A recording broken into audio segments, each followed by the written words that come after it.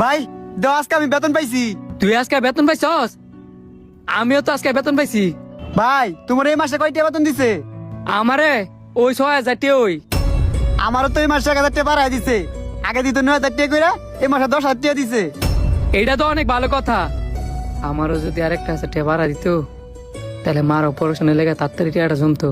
ভাই তুমি মন খারাপ করো না, সামনের মাসে বেতনটা জমাই হই মার অপারেশনটা করাইলাম। মন খারাপ করে। এই তোমরা দুইজন এদিকে আসো। জি স্যার। তুমি মাসে কত টাকা বেতন পাও? স্যার 6,000।